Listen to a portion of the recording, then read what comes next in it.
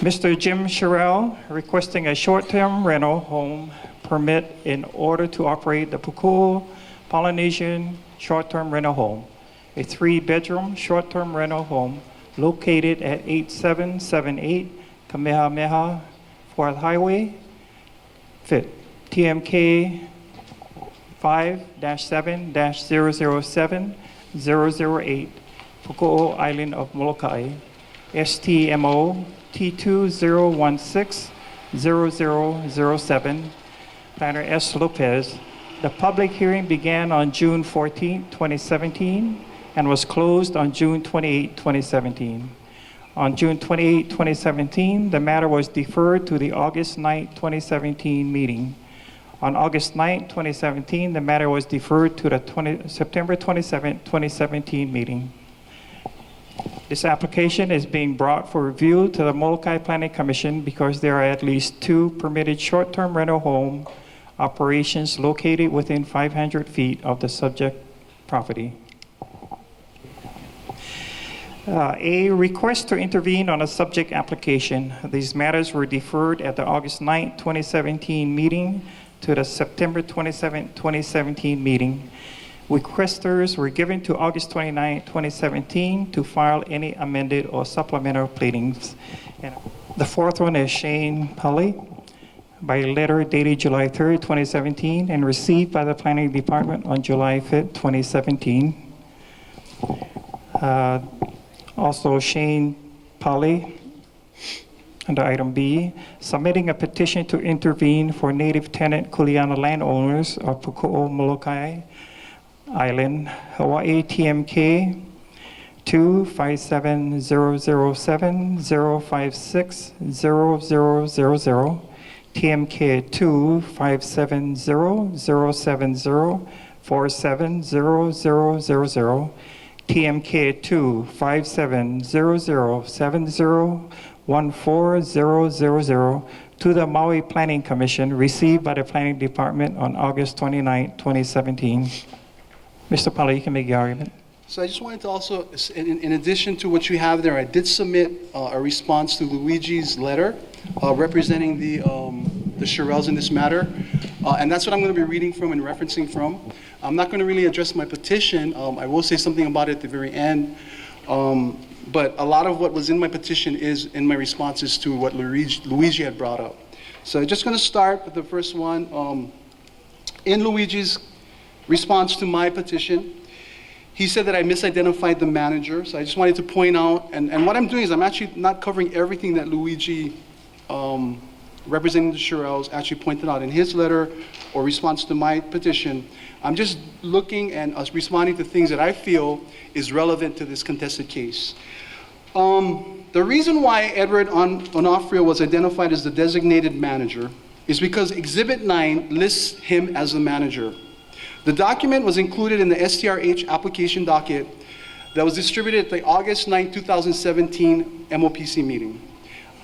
I have not received any update document that showed a manager designee a change was made. So that is exactly why, according to Luigi, that it was an error, but that is why I put this guy's name as the designated manager. Not that it matters, but I just wanted to address that.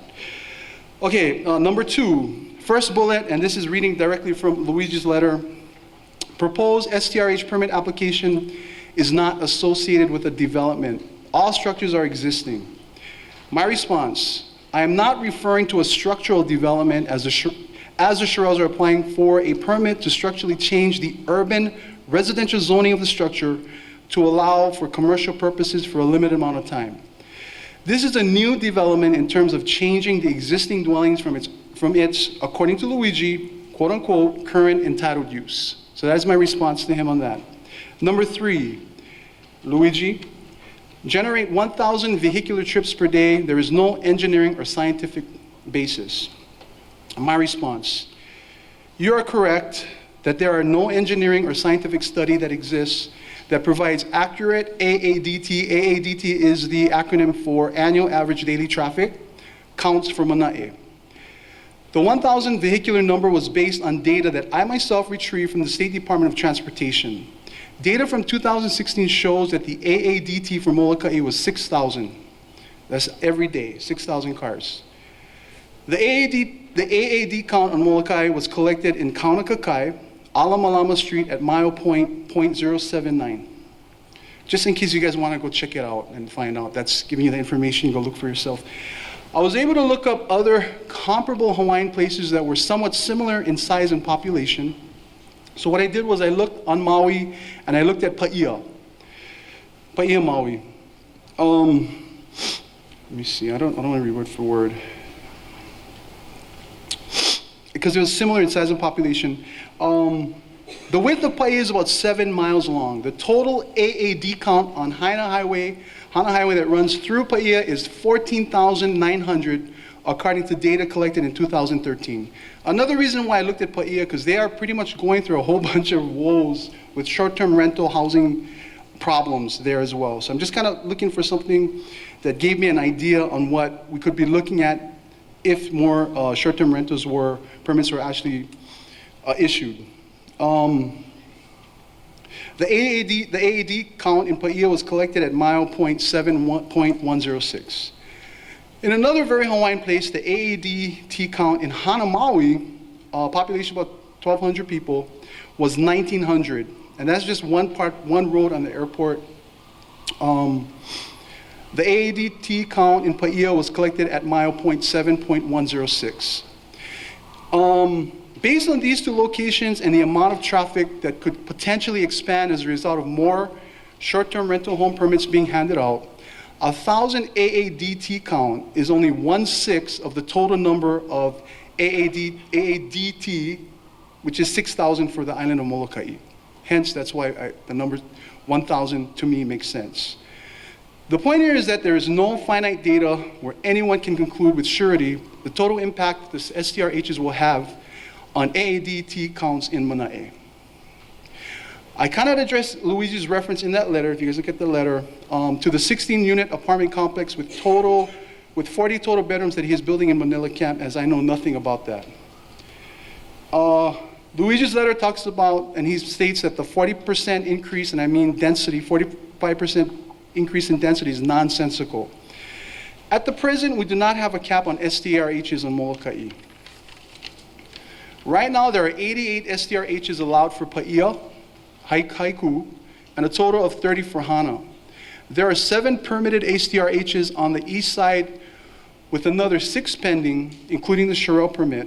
The potential impact of increasing the density in this area of 45% or higher is a fact and not nonsensical, as Luigi dismisses in his response. My question here, Luigi also asserts that the proposed STRH permit will result in a reduction of impact. Somehow, STRH will result in a reduction of impact. So my question was, or is, where is he getting this data from, and exactly how will it result in a reduction of impact? And quoting, quote unquote, reduction. Number 5, the third bullet. The proposed STRH permit is not in violation of the Coastal Zone Management Act nor the STRH rules.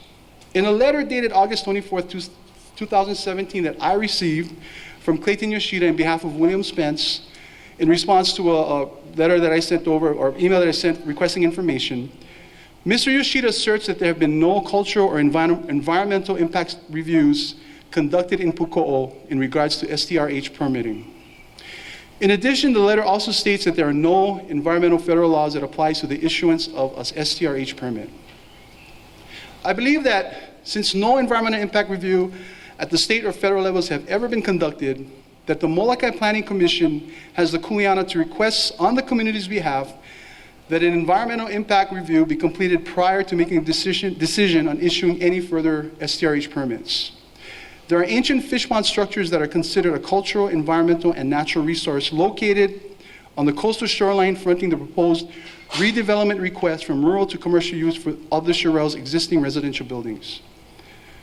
On page 10 of the permit application under economic activity goal, it states that a balanced economy should provide for the, quote, respecting of cultural and natural resources, unquote, and shall be, quote, in harmony with Moloka'i's rural quasi-subsistence lifestyle, unquote. While the Planning Office affirms this directive, to date there has never been a cultural impact study or review performed to investigate the effects of commercial activity, such as an STRH, short-term rental home, both individually or as an industry. Number 6, Luigi asserts, the proposed application is not associated with any alteration of existing ocean access, nor is it associated with any activity that would affect the native tenant Kuleana Land Owners' ability to gather food from the ocean. My response, will the Shirelles provide access to the shoreline through their property? The Hawaii State Constitution 7 states the following. The state reaffirms and shall protect all rights customarily and traditionally exercised for subsistence, cultural, and religious purposes, and possessed by Ahupua'a tenants who are descendants of Native Hawaiians who inhabited the Hawaiian Islands prior to 1778, subject to the right of the state to regulate such rights. This is a law in the state constitution. Has the constitutional right of the native tenant ever been included in discussions on how the nature of the business of an STRH will impact Native Hawaiian tenants? I have seen no evidence of this in any part of the permit application process. References to Section 7 of the Hawaii State Constitution is nowhere to be found in the permit application. How is the past decision enforced at STRH? Will the Shirelles inform, educate their paying guests of these important laws? STRH owners must address the impacts that their commercial activity will have in a distinct Hawaiian place where families continue subsistence fishing and gathering along the shoreline and ocean. Number 7, this is Luigi says, the proposed application is not associated with any alteration of validity or rights for public access to land. See my previous response for this, for number 7. Number 8, there are no physical changes to the property associated with the proposed application, and it will not alter the plain view of the area. There are no provisions cited in the STRH application that will guarantee the continual existence of the plain view of the area in the STRH permitting process or other building permitting processes. I question the exception being made to land use under number 5H on page 12 of the Shirelle STRH permit application, where it states, quote, an applicant may hold no more than one short-term rental home permit, unquote. It is still unclear to me the trustee relationship between Karen and Jim Shirelle with Pierre Frank Moloka'i LLC. Karen was given an STRH permit on March 29, 2017 for an adjacent property TMK 257007009. All 3 names or entities appear identical on both properties. How is it possible that Karen and Jim and Pierre Frank Moloka'i LLC can be granted 2 STRH permits in the same area? The Shirelles also own 2 additional parcels in Puko'o. Number 9, Luigi states, the property is currently served by an individual wastewater system approved by the state of Hawaii. My response, is there a document signed off by a state or county official that ensures all rules and regulations have been adhered to? Was there a physical inspection of the wastewater system? The structures were built almost 20 years ago. Are you basing this response on a 20-year-old building permit? Are there other more recent federal or state environmental code requirements for the redevelopment designation from urban to commercial use? Okay, number 10. The parcel identified as being owned by the petitioner, myself, on page 5 of the submitted petition was purchased on 3/15/2017, and according to all available public records is not owned by the petitioner. My response, an interest in the property was purchased on 3/15/17 by Floyd and Francis Heimbuck for $75,000 without our knowing. Me and my ohana are heirs to the property 57007-056. The original landowner, Ulu, is my great-grandfather. He got the land in 1853, during the 1853 Mahele. His daughter, Emma Ulu, is my grandmother. Her daughter, Nalauhala, is my mother. Title to the property has never been conveyed out from the original landowner, Ulu. His undivided interests, there's no quiet title on the land. All of his descendants, that one ancestor, according to Kuleana land laws, we are all heirs to that land, any of his descendants. And I'm a descendant of that original recipient of that land. Okay. The land was conveyed, back to me and my siblings on March 24th, 2017. This property is one of 6 parcels of lands in Puko'o and in Halawa and Wailau valleys that my great-grandfather obtained at the time of the Mahele. I have my genealogy that traces my ohana to this land. I also have certified copies of the Land Commission Award and the Royal Patents. I have an official signed and recorded deed with the State of Hawaii Bureau of Conveyance that is part of the public record, contrary to Luigi's assertion that my ohana's ownership to the Aina does not exist. I have begun the long process to obtain a property land, Kuleana land tax exemption through the county for all 6 parcels. 2 leading abstractors in the state have confirmed my genealogical ties and title to the land. I would like to end, and I need to say something about his last paragraph. So I'm just going to read that. I would like to end by addressing Luigi Monera directly, so hopefully he'll watch at some point. In his closing paragraph, Luigi says that I possess an, unquote, aggressive, intimidating, and threatening behavior at the meetings, unquote. This type of accusation is reminiscent of what white people used to say to black people in the South who were speaking up against racism during the time of the Civil Rights Movement. These similar verbal assaults continue to be evident to this very day, as seen in the Black Lives Matter movement. Similar type descriptors are said by white police officers to justify actions against innocent black citizens following very deadly altercations. The implication Luigi is making about me, a big brown Hawaiian man, is that I am naturally prone to violence when I am not. Let me say this, I have lived my life as one who is dedicated to peace and disarmament. I belong to a Hawaiian organization that's part of a larger international organization called the Unrepresented Nations and Peoples Organizations of the World, or UNPO, which was funded by the Dalai Lama, who promotes global peaceful dialogue and interaction. I have personally met the Dalai Lama and have also been lucky enough to spend time with indigenous Guatemalan leader Rigoberta Menchú, recipient of the 1992 Nobel Peace Prize when she came to Hawaii in the early 2000s. I want to state for the record, and I'm going to look straight in the camera, Luigi Monera, your comments about me are totally out of order and irresponsible. Most people who know me will tell you the same. You need to understand that passionate, clear, straightforward, critical, and honest speech only comes from a place of aloha, and you must not mistake or try to rebrand it to forward your own economic gains.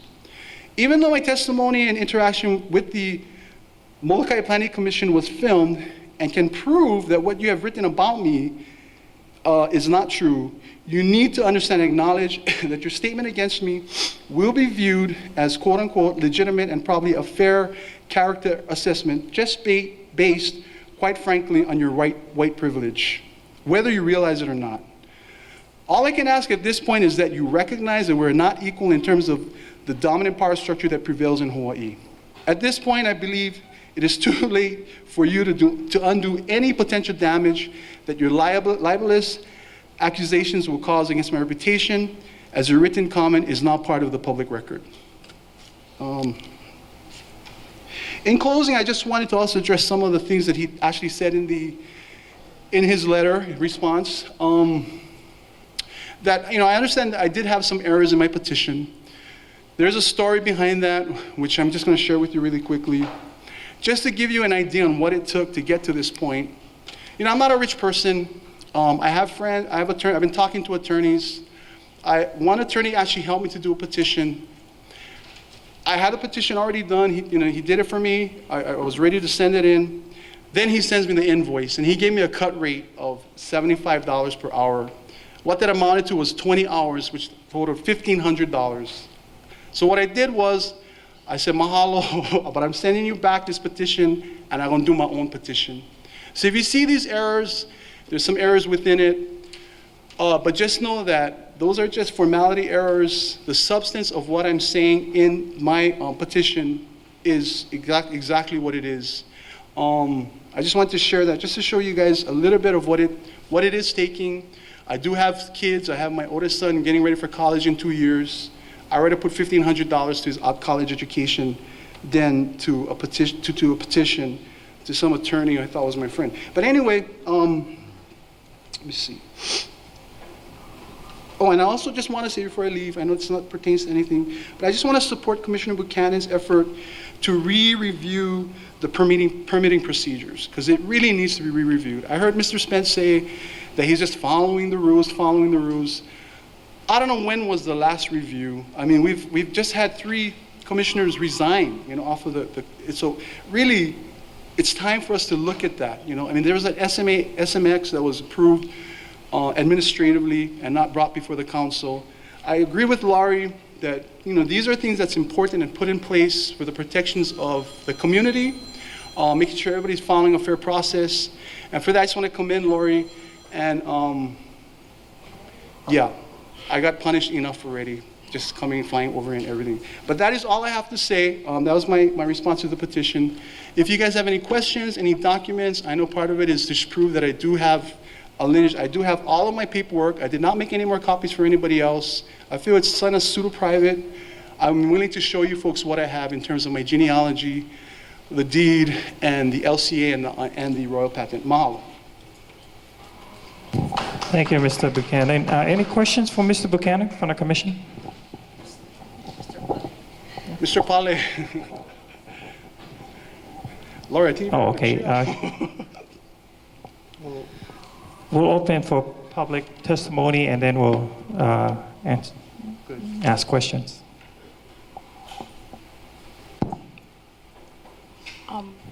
I do have a question that's of relevance to my decision for Mr. Pauly. If that's all right.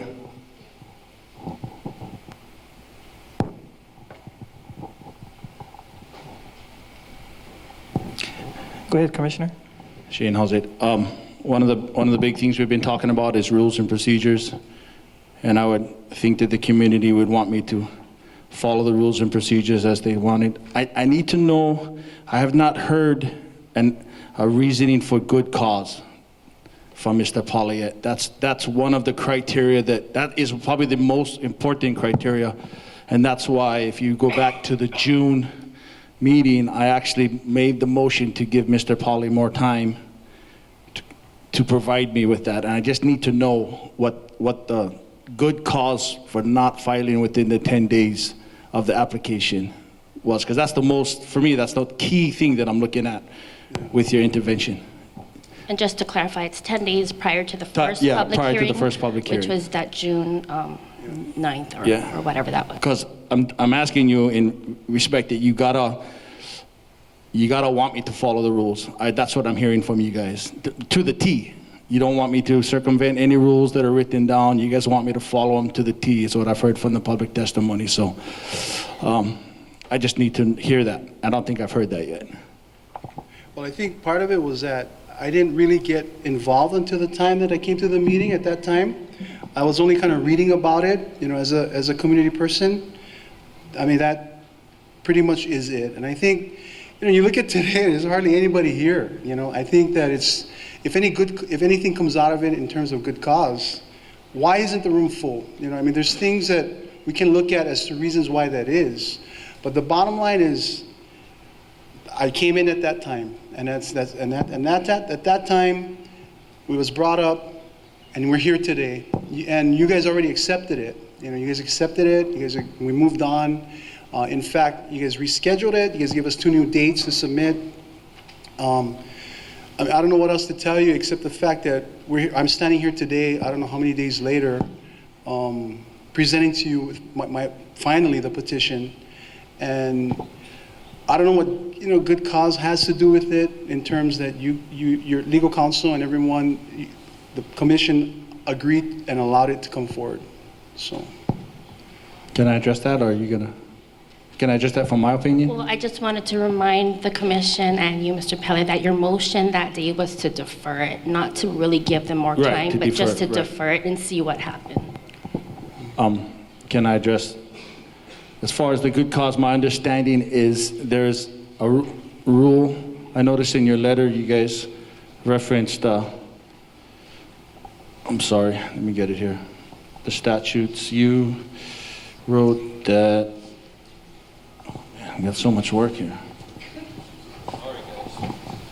You had a right under 12-301-26 to intervene. I saw that you submitted that. And if you look at above it, the same subchapter 3, that if I'm going to look at your testimony, your written response to 12301-26, I have to look at the one right above it, 12301-25, that says no less than 10 days before the first public hearing date. So that's what I'm saying. We need to hear what your good cause was for not filing 10 days, and I think you told me that already. That's because you weren't at the meeting till. So that's all I was asking you. Thank you. Thank you, Commissioner. Any other questions? Chair, I would like a follow-up question on that line, that thread to Mr. Polly. Mr. Polly, as a landowner, were you ever notified of the, were you noticed by the applicant, the Shirelles, for their request for permit? No, we were not. And if you look at the dates on when Heimbach actually got interest on the land, it was just a few days before we got interest in the, we were actually conveyed back into the land. I don't know why, and in addition to Mike's name on there, on the tax map notice, there's two other ancestors of ours that is on there. And I have not seen any notice so far up until this point. I do know that we have a lot of people that I do know who work on genealogy and whatnot. And whenever anything is printed in the paper, any kind of notice, we'll get a call. You know what I mean? Sometimes you see where quiet title action is taking place, you see Hawaiian family names, and there's like a circuit within the Hawaiian community that kind of looks out for that kind of thing. So, my question to that, definitely I did not get any notice. Did they include the two names that are there on the tax map key, which is Li'i and the other one is Keawe. Had I seen those names on that actual notice, I definitely would have sparked my interest if at the time that they did do that. But the answer to that, in short, is no, I did not get any notice from the Shirelles or from the county. Mr. Polly, do you live on Moloka'i? No, I do not. I'm actually born and raised here, but I do not live here. I actually live on Oahu. I plan to move home, soon. So, Mr. Polly, do you regularly, do you have a subscription to the Moloka'i Dispatch? I see it once in a while on social media, and I actually tune in, but I do not have a subscription. No, I don't have no subscription. I just kind of see articles that is posted on social media, and if it's of interest, then I'll look at it. But that's to the extent of any kind of access that I have to it. Mr. Polly, did you see prior to the June meeting any public hearing notice by the County of Maui in the Moloka'i Dispatch concerning the Shirelle application? No, I did not. Okay, thank you, Shane. Thanks. Can I respond? So, I just wanted to say that the notice that came out, I think that there's a cause for due diligence in this, because although you know that the Maui Tax Map Office is just one venue for getting information as far as who has title on the land, in this situation, as far as your example that there's sometimes 100 names, there was not 100 names on this particular one. I just think that notice should have been properly, due diligence should have been handled where there should have been at least one more check at the Bureau of Conveyance. All private property in Hawaii goes through the Bureau of Conveyance. That is where you actually record deeds. I think there needed to be some due diligence, and I don't accept, for John, I don't accept that they can just say that they're going to go with the Maui tax map key, because this is not really a true story of exactly anything about the land. The truth of the land is really at the Bureau of Conveyance, and I think that because there wasn't 100 names on this, at least that should have been looked into. And there was, how many properties were there? 24 civil? 21? 29. I think that you should have put some kind of abstract report that is available from the Bureau of Conveyance. It should definitely be part of your process. Here we're in a situation where John is saying that there's not good cause, but here it is, right? I did not get notified. Even so, my information was in the Bureau of Conveyance. You know, there's a deed that I do have dated on 3/24. It was recorded on that very same day.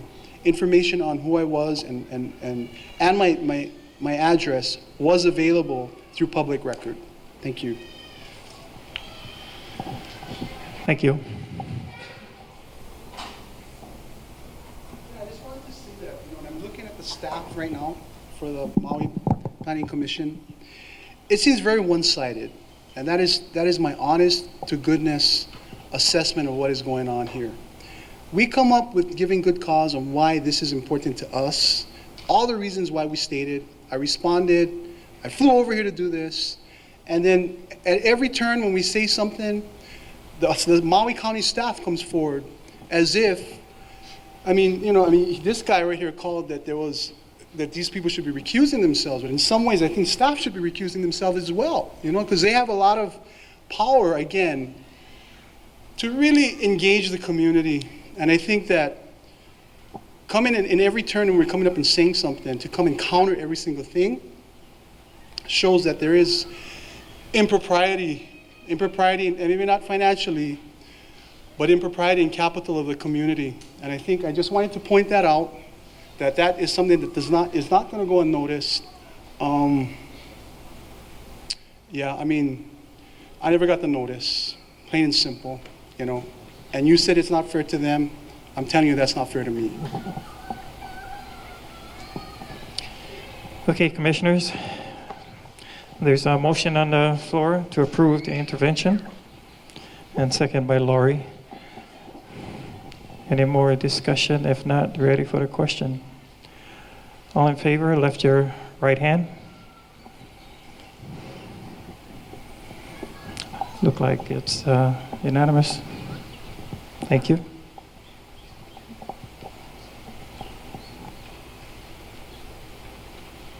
Okay, so only the ones that are flagged for various reasons come to this planning commission.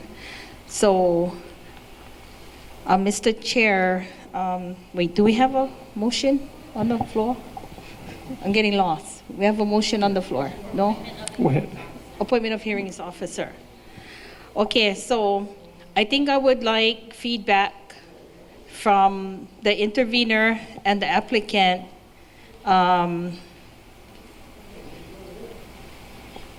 If they're fine with that, with us waiving that responsibility to review the permit to a hearings officer that you will approve of eventually.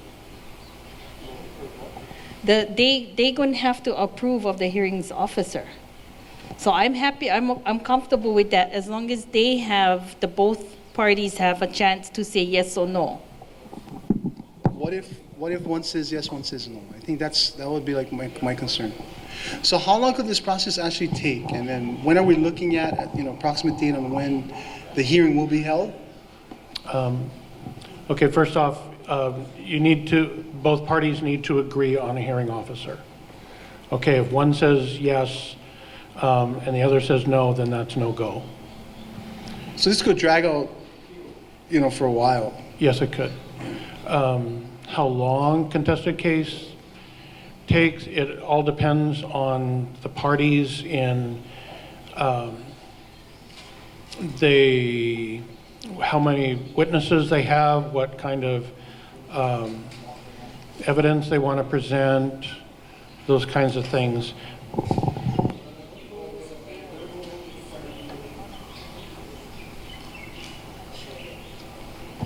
Okay, so yeah, it could take. It all depends on the parties, how involved they want to get, or how much evidence, how much everything the issues they want to raise, and they believe that the hearing officer needs to make a recommendation to the commission. Is it going to be here on Maui? No, it would be heard here. Okay. I just want to make one other comment. I just think that this administrative review makes me a little nervous because in many ways, we're doing this. I'm totally impacted by this particular short-term rental, but part of the concern is that there may be some things that will come out of this hearing, this contested case hearing, that might affect the administrative process. And administrative process meaning that the permits that come through the administrative through your office and not even seen the light of day as far as allowing or providing for community input.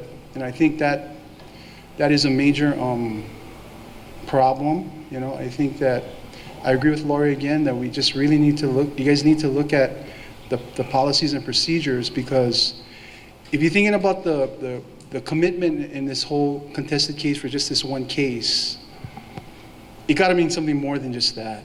I mean,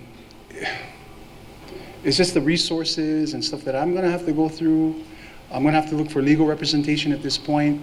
I may end up paying $75 an hour for someone, which I hope not, but I just think that it is part of a larger issue, and hopefully you guys won't lose context of that as well. Thank you. Okay, commissioners, we have a motion on the floor unless you guys have any more comments.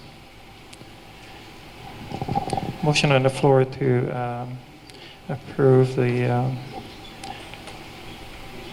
selection of a hearing officer, authorize a hearing officer from the planning for the appointment of a hearing officer.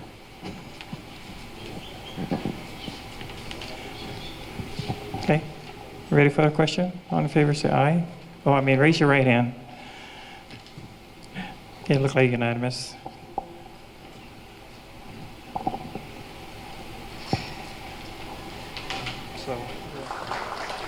So as I said, next scheduled meeting, October 11th. If there's nothing else, meeting adjourned.